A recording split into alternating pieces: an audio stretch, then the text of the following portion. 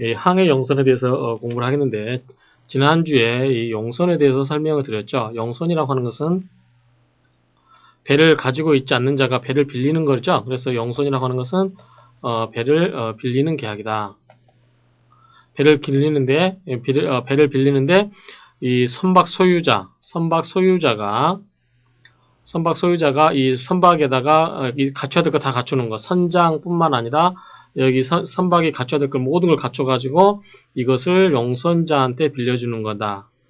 빌려주는 건데 이 용선자한테 줄 때 용선자가 이것을 항해 단위로 예컨대 부산에서 뉴욕으로 가는 거 항해 단위로 할 것인지 아니면 1월 1일부터 12월 31일까지 빌릴 것인지. 그래서 항해 단위로 하는 것을 항해 용선 계약, 그 다음에 기간으로 하는 것을 정기 용선 계약 이렇게 한다고 했습니다. 그 다음에 이것과 구별되는 게 이제 선장 없이 빌려오는 것을 선체 용선 계약이다라고 이렇게 지난주에 말씀을 드렸습니다. 그러면 이제 우리가 항해 단위로 예컨대 부산에서 뉴욕 가는 것처럼 어떻게 항해 단위로 빌리는 용선 계약에 대해서 공부를 하도록 하겠습니다.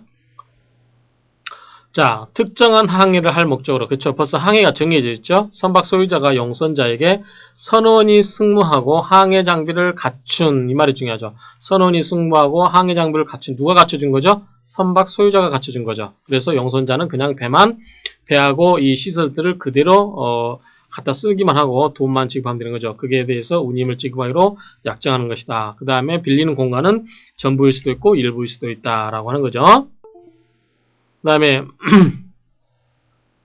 항해 용선 계약의 적용 범위에 관련해서 성질에 반하지 않는 한 여객 운송을 목적으로 하는 항해 용선 계약에도 준용을 한다. 그리고 선박 소유자가 일정한 기간 동안 용선자에게 선박을 제공할 의무를 지지만 항해를 단위로 운임을 계산하여 지급하기로 약정한 경우도 그 성질에 반하지 않는 한 이 항해 용선 규정에 준용을 한다.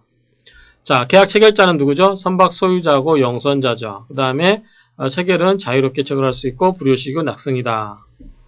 자, 그러면 이 선박 소유자의 의무는 뭐냐? 자, 선박 소유자, 선주가 이 배를 가지고 배가 일정한 시설을 다 갖추고 선장이라든가 이런 물적 시설을 다 갖춘 배를 누구한테? 용선자한테 줘야 되겠죠. 그럼 뭡니까? 선박 제공 의무는 당연하죠. 이 선박을 줘야 되고 선적 준비. 자, 모든 준비가 다 끝났으니까 와서 물건 실어라 라고 했을 때 선적 준비하려 통지 의무, 그 다음에 물건 싣는 동안 이 배가 멈춰서 기다려줄 의무, 정박 의무, 그 다음에 운송물 수령 적부 의무. 만약에 용선자가 물건을 주게 되면 이 선주에 속해 있는 사람들, 선장이라든가 이런 사람들이 그 운송물을 받아서 수령하고 적부, 쌓는 거죠. 쌓아둘 의무가 있다라고 하는 거죠. 먼저 선박 제공 의무는 당연한 거죠. 선적지에서 용선자라든가 송화인에게 제공을 해야 된다고 하는 거. 그 다음에 선적이 완료됐다라고 통지를 해줘야 된다는 거. 그래야만 상대방이 그 선박에 대해서 물건을 실을 거 아닙니까? 그렇죠? 그래서 이런 경우는 선박 소유자는 이 운송물을 선적함에 완료할 준비가 된 때는 그것을 통지를 해라. 그러면 언제부터 선적을 해야 되냐라고 했을 때 그 기간 기사하는 방법은 자, 12시를 기준으로 해서 12시 전에 통지를 하게 되면 몇 시부터? 그날 1시부터 기간이 계산이 되고, 그 다음에 오후에 이게 통지가 됐다. 그러면 그 다음날 오전 6시부터. 그렇죠? 그래서 언제부터 그 선적 기간이 정의 이 선적할 기간이 언제부터 시작되냐에 대해서 오전에 통지를 하게 되면 그날 오후 1시부터, 그날 오후에 통지가 되면 다음날 오전 6시부터 이렇게 기산한다라는 거. 그 다음에 만약에 기산할 수 있는 기간 내에 만약에 불가항력적 사유가 있다든지 여러 가지 경우에 이것을 할 수가 없는 경우, 그 다음에 관습상 선적 작업을 하지 않냐는 날, 그런 경우는 산입하지가 않지요. 그 다음에 이 기관을 경과한 후에 운송물을 선적할 때는 선박 소유자는 상당한 보수를 달라고 할 수 있다. 자, 예컨대 4월 1일에서 4월 5일까지 물건을 시키려 했다. 근데 4월 8일까지 싣고 있다. 그러면 뭡니까? 이 3일간 갭이 발생하는 거죠.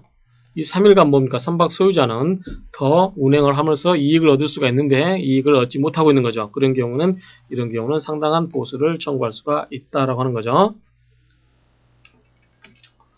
정박 의무는 자 선적과 양육. 선적이라고 하는 것은 배에다가 싣는 거죠. 배에다 싣는 거. 양육은 배에서 내리는 겁니다. 그러면 이 선적과 양육 기간에는 배가 움직이면 됩니까? 안 됩니까? 안 되죠. 그래서 배가 정박을 해야 된다라고 하는 거죠. 그래서 이 운송인은 이러한 선적을 하고 양육을 함에 있어서 필요한 기간 동안 이렇게 정박을 해야 된다. 다만 자 아까 얘기했처럼 4월 1일에서 4월 5일까지 물건을 실기로 했는데 4월 3일날 다 물건을 실어버렸어요. 선적이 다 끝났습니다. 4월 3일날. 그러면 굳이 4월 5일까지 기다리고 있을 필요가 없죠. 그런 경우는 4월 3일날 자, 다 실었으니까 떠나자라고 이렇게 요구할 수가 있다라는 거죠. 영선자는 이 운송물의 적부를 선적하지 아니한 경우도 선장에게 청구할 수 있다. 그래서 자기가 선적을 하지 않는 경우에도 미리서 그만 가자라고 이렇게 할 수가 있다라는 겁니다.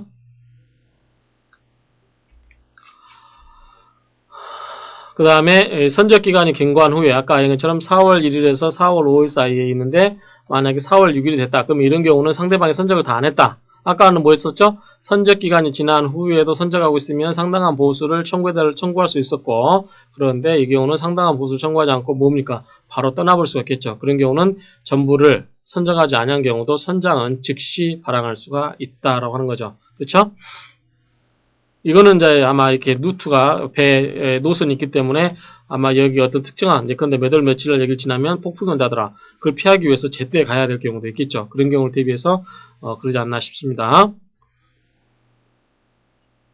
이 경우에 영선자는 운임의 전액과 운송물의 전부를 선적하지 아니함으로 인해서 생긴 비용을 지급하고 또한 선박 소유자 청구가 있는 경우는 상당한 담보를 제공하도록 하고 있습니다. 운송물 수령 적부 의무는 자 영선자에게 운송물을 실기 위해서 물건을 그대로 보내준다. 그런 경우는 그 물건을 받아서 적절한 방법으로 실어야 되겠죠. 자, 가망능력 의무가 있습니다. 선박 소유자의 의무는 항해에 관한 의무죠. 가망능력 의무는 우리가 이미 공부했죠. 가망이 뭡니까? 항해를 견딜 수 있는 능력. 자, 항해를 감당할 수 있는 능력. 항해를 감당할 수 있는 능력인데 어떻게 나타나냐? 이거는 선박이 뭡니까? 일단은 튼튼해야 되겠죠.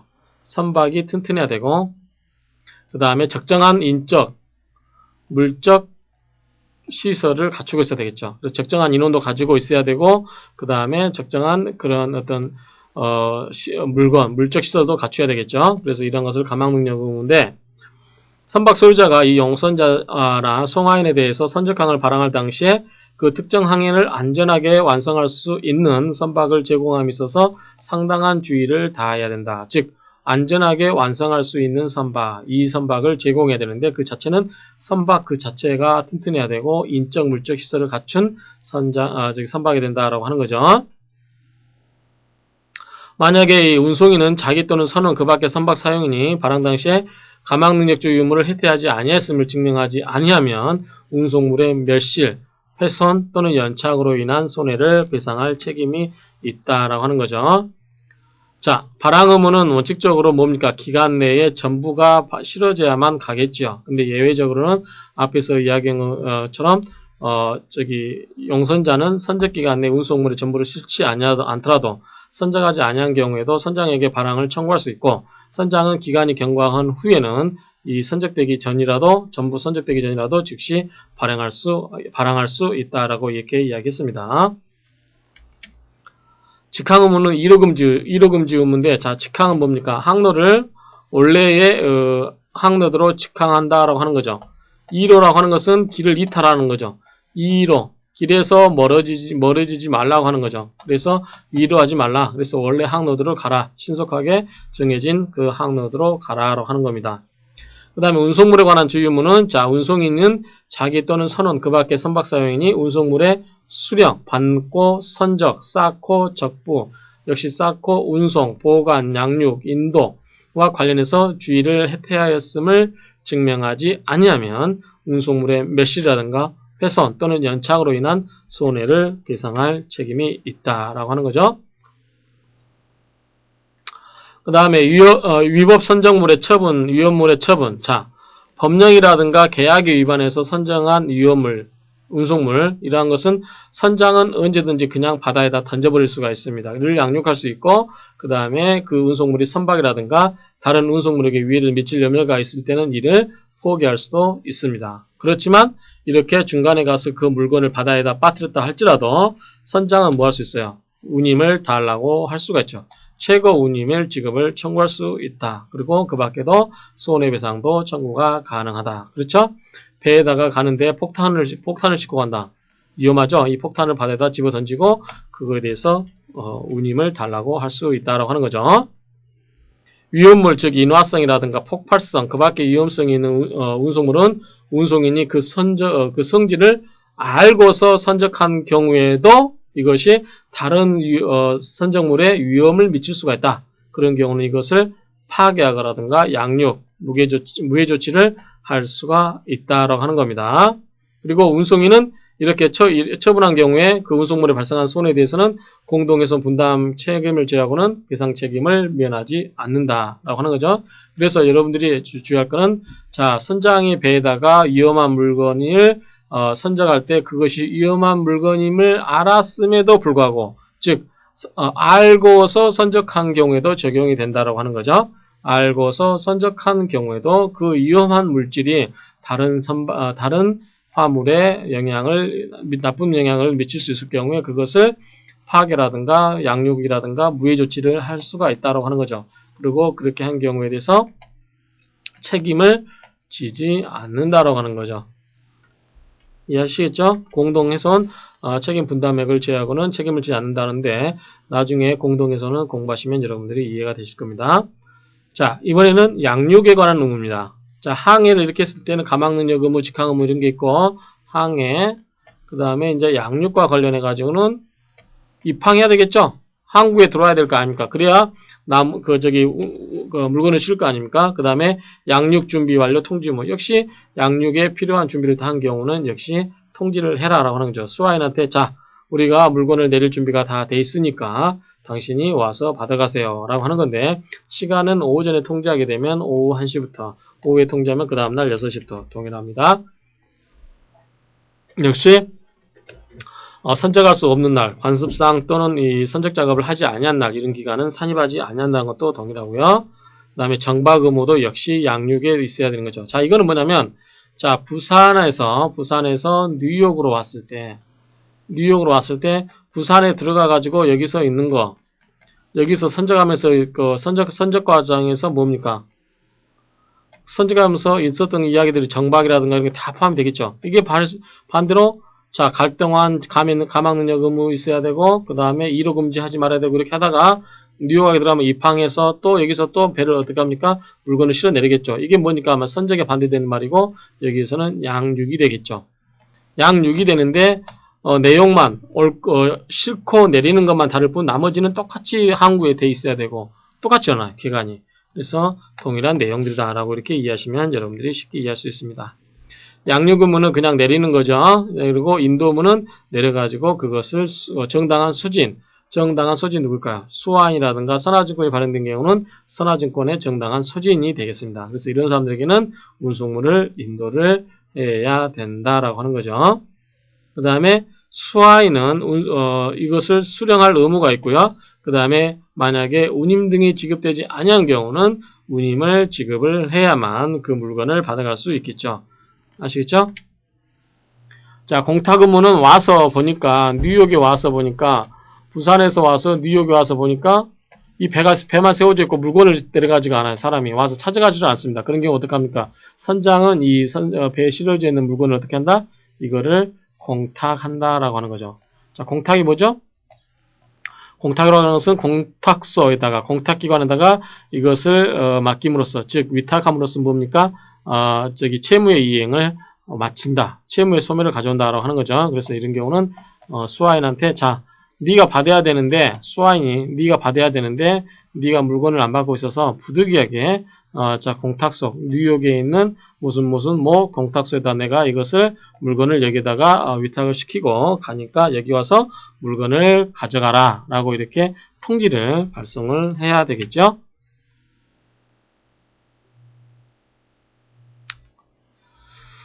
다음에 선박 소유자의 책임이죠. 자, 가망능력주의 의무 규정에 위반한 경우는 뭡니까? 역시 이거는 선박 소유자가 책임 제한을 주장할 수가 없죠. 그래서 이러한 경우에 가망능력이 없는 경우에도 선박 소유자의 의무라든가 책임을 경감하거나 면제하는 당사자 사이의 특약은 뭐다? 효력이 없다라고 하는 거죠. 자, 그래서 가망능력의 주의 의무를 위반한 경우는 무조건 책임을 져야 된다라고 하는 거죠.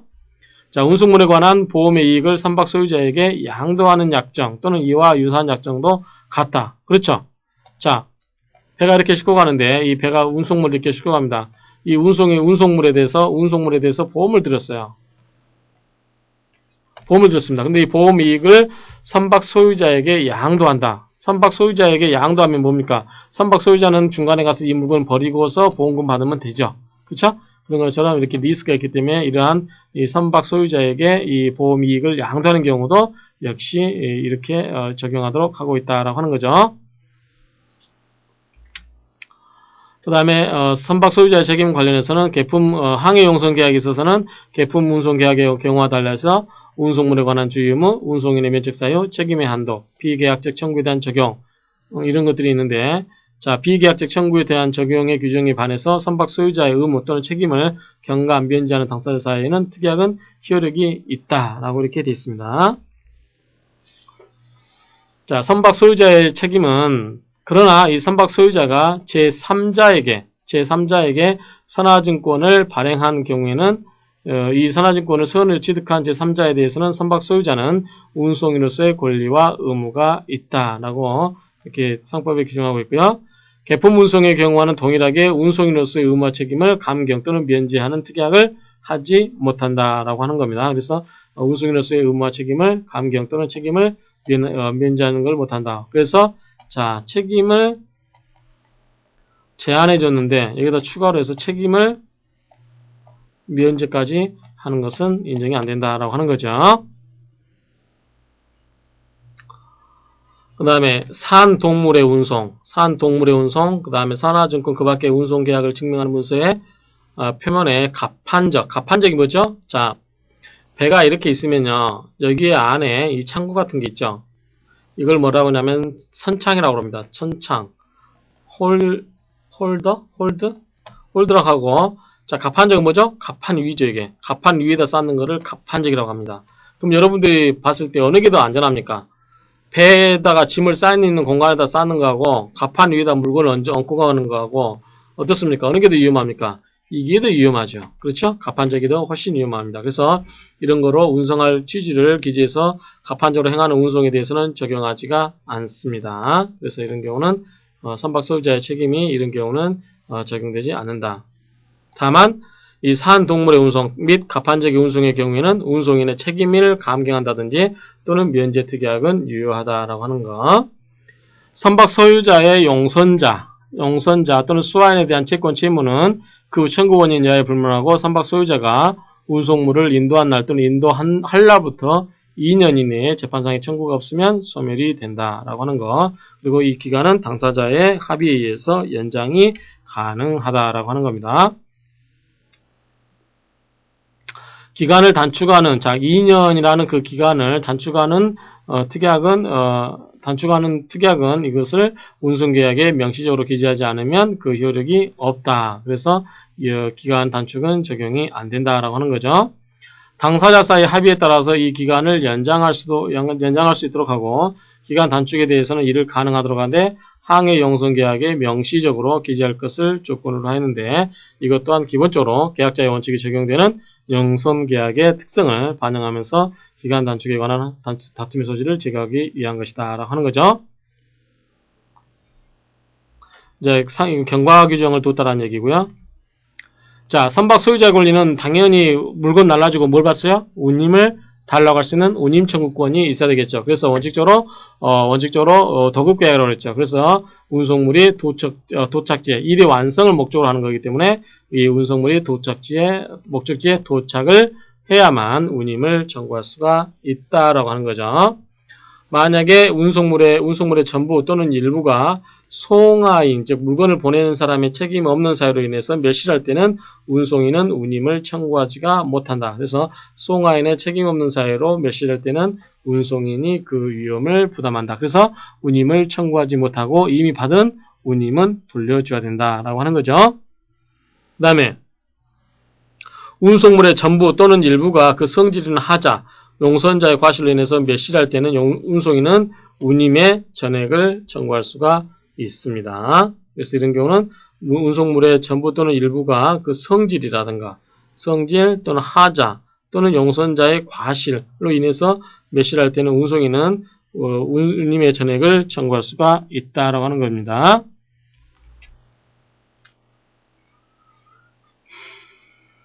자, 선박 소유자가 선장이 항해 계속에 필요한 비용을 지급하기 위하여서 운송물을 처분했을 경우, 이런 경우에도 공동훼손 처분한 경우와 그 다음에 공동훼손 처분한 경우에도 뭐다 이거는 운임의 전액을 청구할 수가 있다라고 하는 거죠. 자, 선박의 침몰 또는 멸실, 선박의 수선 불가능, 그 다음에 선박의 포획, 그 다음에 운송물의 불가항력적 멸실이 항해 도중에 생길 때는 용선자 또는 송화인 운송의 비율에 따라 현존하는 운송물의 가액의 한도에서 운임을 지급해야 하기 때문에 운송인은 이 운임을 이 범위 내에서 청구할 수가 있습니다.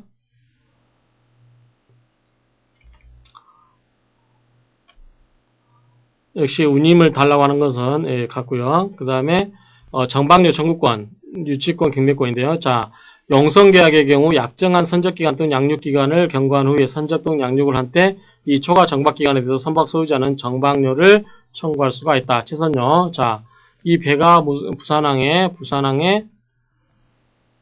4월 1일에서 4월 5일까지 정박하기로 했다. 그런데 이 기간을 경과한 경우는 자, 여러분들이 배를 부산항에다 대고 있으면 배는 돈 하나도 안 낼까요? 냅니다. 이 배를 유지하기 위해서 여러 가지 비용들이 들어가죠. 그렇죠? 그 다음에 항구에다도 내는 돈이 있을 수 있겠죠. 그래서 그런 경우는 초과 들어가는 돈이 있기 때문에 이런 경우는 초과되는 날짜 부분에 대해서는 뭐다? 정박료를 청구할 수가 있다라고 하는 거죠. 수화인이 운송물을 수령할 때는 수화인도 이러한 정박료를 지급해야 될 의무가 있다. 그 다음에 부수비용 청구권이죠. 선박 소유자는 운송계약 또는 선화증권에 따라 보관료, 공탁비용, 검사비용, 관세 등과 같은 부대비용과 체당금, 그 다음에 운송물의 가액에 따른 공동훼손 또는 해난 구조로 인한 부담액을 용선자 또는 송화인, 운송물을 수령한 수화인에게 청구가 가능하다라고 하는 거죠. 자, 담보권. 선박 소유자는 이 수화인이 운송물을 수령할 때 운임이라든가 그 다음에 부수비용, 체당금, 정박료, 운송물의 가액에 따른 공동훼손 또는 해난 구조로 인한 부담액을 지급하지 않으면 운송물 인도를 거절해버립니다. 이것이 뭐냐면 유치권이죠. 그래서 유치권 행사가 가능하고, 그다음 두 번째는 선박 소유자는 운임, 부수비용, 체당금, 정박력, 운송물의 가액에 따른 공동훼손 또는 해난 구조로 인한 부담액을 지급받기 위해서 법원의 허가를 얻어서 운송물을 경매해서 우선 변제를 받을 수가 있다. 그래서 운송물을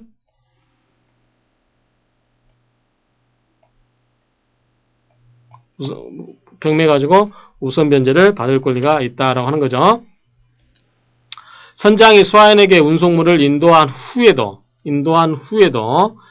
선박 소유자는 그 운송물에 대해서 위 권리를 행사할 수 있다.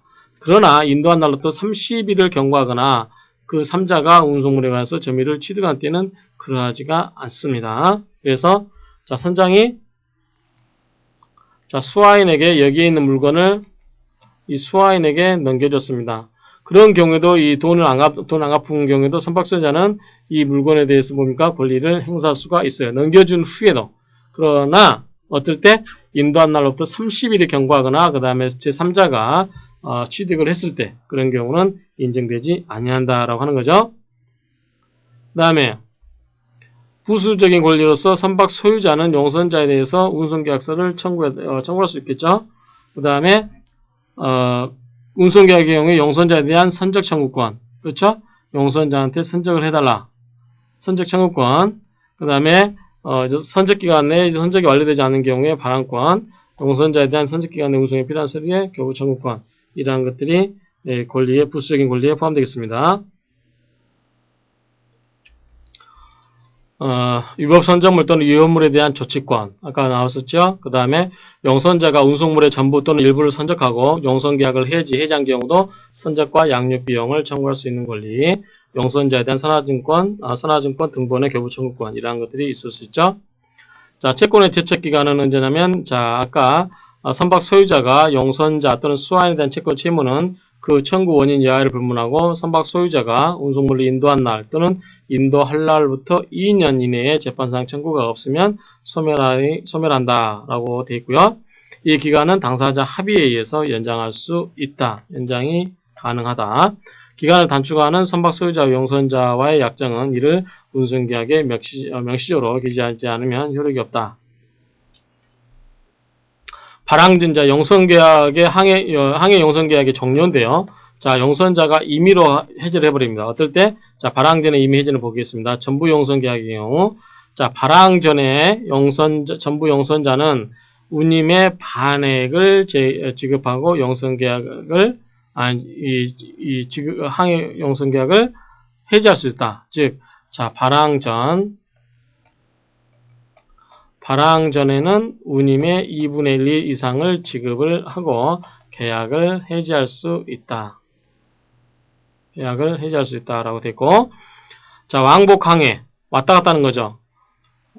갔다가 오는 거죠. 갔다가 오는 거. 이런 게 왕복의 경우는 전부 용선자가 그 회항전이면 여기겠죠. 가서 돌아오기 전이니까 회항 전에 계약을 해지한 때와 다른 항에서 선적항에서 항해 이쪽으로 가야 될 경우, 다른 항으로 가야 될 경우에 정부 용선자가 선적항에서 발항하기 전에 계약을 해지한 때는 운임의 3분의 1을 해라 라고 하는 거죠.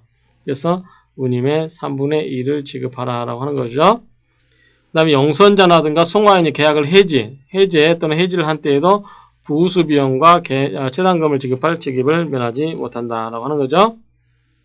이 경우 용선자나 송화인은 운송물의 가액에 따라서 공동훼손 또는 해난 구조로 인해서 분담할 금액을 지급을 해야만 됩니다.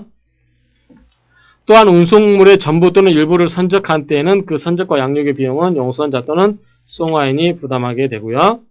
그 다음에 일부 용선자나 송화인은 다른 용선자와 송화인 전원과 공동으로 하는 경우에 한해서 운송계약을 해지 또는 해지가 가능하다라고 되어 있습니다. 그 다음에 용선자라든가 송화인이 계약을 해지한 때에는 부수비용과 채당금을 지급할 책임을 면하지 못한다라고 되어 있고요. 그 다음에 일부 용선계약 또는 개품 운송계약의 경우에는 이 용선자와 송화인 전원이 공동으로 하지 않는 경우, 자, 배에 대해서 이만큼의 일부만을 용선을 한 경우는 다른 배 이만큼 빌린 사람 있죠? 이 사람 때문에 이 사람들이 못 가면 안 되기 때문에 이 사람이 만약에 이것을 해지를 하겠다. 이런 경우는 뭡니까? 이런 경우는 송화인이, 전원이, 용선자와 송화인 전원이 공동으로 하지 않는 경우에는 일부 용선자라든가 송화인이 발항전에 계약을 해지 또는 해지한 때에도 운임의 전액을 지급을 해라라고 되어 있습니다. 발항 전이라도 일부 용선자와 송화인이 운송물의 전부 또는 일부를 선적한 경우에는 다른 용선자 송화인의 동의를 얻지 않으면 계약을 해지 또는 해지하지는 못한다. 그래서 이미 물건을 다 실어놨다. 그런 경우는 해제가 안 된다라고 생각하시면 됩니다. 또한 이 운송물의 전부 또는 일부를 선적한 때는 그 양육과 선적과 양육에 관한 비용은 용선자 또는 송화인이 부담하게 된다라는 점. 그 다음에 용선자 계약 해지 및 해지 의제입니다. 용선자가 선적기간 내에 운송물을 선적하지 않을 때는 계약을 해제 또는 해지한 것으로 본다라고 되어 있고요. 발항 후의 임의 해제는, 자, 발항 후에는 용선자나 송화인은 운임의 전액, 채당금, 채선료와 공동훼손 또는 해난 구조의 부담액을 지급하고 양육하기 위해서 생긴 채권을 배상하거나 이에 관한 상당한 담보를 제공해야만 계약을 해지할 수가 있다라고 하는 겁니다. 불가항력에 의한 임의해제. 자, 항해 또는 운송이 법령에 위반하거나 또는 그 밖의 불가항력으로 인해서 항해 계약의 목적을 달성할 수 없게 된 때는 각 당사자는 계약을 해지할 수가 있습니다. 그 다음에 불가항력적 사유가 항해 도중에 생긴 경우는 계약을 해지한 때에도 용선자는 송화인 또는 운송의 비율에 따른 운임을 지급을 하도록 해야 되고요. 자, 법적 원인에 대한 당연 종료는, 자, 선박이 침몰 매실한테 당연히 뭡니까? 더 이상 회사가 존재할 이유가 없죠. 이런 경우는 당연히, 뭡니까? 이런 경우는, 법적 원인에 의해서 당연히 종료가 된다. 선박이 수선할 수 없게 된 때, 그 다음에 선박이 포획된 때, 그 다음에 운송물이 불광역으로 인하여 멸실된 때는 종료하게 됩니다.